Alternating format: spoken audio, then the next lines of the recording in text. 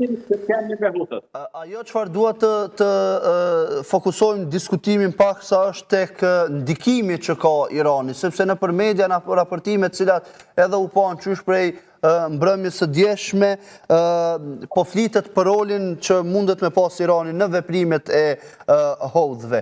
Cili është ndikimi që ka realisht? Dihet prej kohësh tashmë që tre struktura kryesore të cilat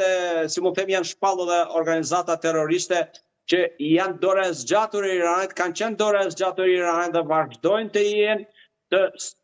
si thosh motivuara në aspektin ideologjik, por edhe në aspektin financiar dhe të mbështetjes ushtarake, dhe një nga cilët është edhe Houthi i Yemenit. Ata tani po i vënë në aktivitet të plot, që në qoftë se ngushtica e Hormuzit dhe shmanget që kanë realizuar shtetet dhe vendet për të krijuar furnizime dhe transport në përdetin e Kuq edhe në përdetin arabik, Houthi tashmë është në atë pikë kyçe të vendosur nga, si më themi, në aspektin gjeografik dhe po bën këtë përpjekje për të mos lejuar vendet e rajonit dhe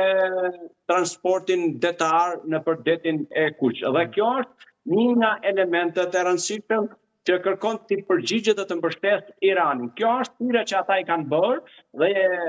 dal nga dal po shkojmë në një vatër të re, jo se ka qenë e pa dukshme dhe pa parashikueshme, vatër të re konflikti mes Shtetit Bashkuar të Amerikës dhe proxyt siç është Houthi i Iran. Po apo i bie që ky konflikt po përshkallëzohet edhe më tej në një moment kur gjithë po presin se konflikti mes Shteteve të Bashkuara të Amerikës dhe Iranit po përfundonte, tashmë jo vetëm që po vazhdon me Iranin, por është hapur edhe një vatër e re, ose si e komentoni këtë?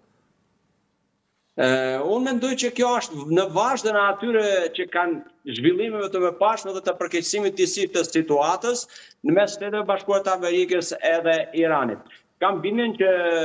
grupet e negociatore janë në aktivitet të plot, po përpiqen dhe ata kanë propozuar një armëpushim 10 ditor në këtë situatë dhe kam bindjen që së shpejti do të ketë vizita në Teheran si nga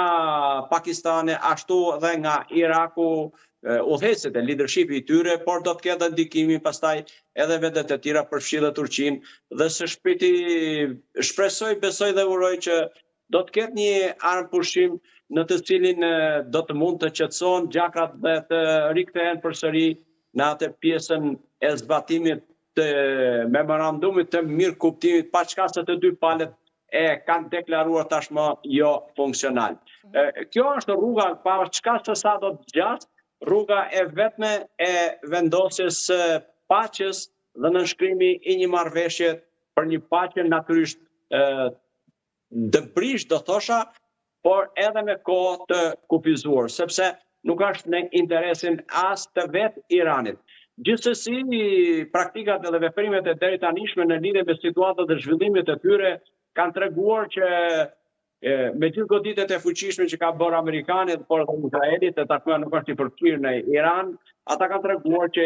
kanë qenë të përgatitur dhe akoma kanë asete, sidomos raketat balistike dhe dronët, për të reaguar jo vetëm në rajon, por ndoshta edhe për... Pra ju po thoni, zotri Prenga, se ka ende hapësirë për diplomaci edhe pas gjitha këtyre zhvillimeve, sepse vetëm para pak qastesh presidenti Amerikan ka thënë se do të ndëshkoj Iranin për vdekjen e disa Amerikanëve në këto kohë kur po bombardojnë njëra tjetrën. Është e vërtet dhe deklaratat i ka kthyer në veprime konkrete, siç edhe CENTCOM i ka deklaruar dhe përgjithsisht Shtetet e Bashkuara të Amerikës në çdo konflikt kudo që kanë qenë pjesë e janë përfshirë, ata kur ka humbje jetës e ushtarakëve janë shumë agresiv. Dhe kjo është një nga motivet e mëdha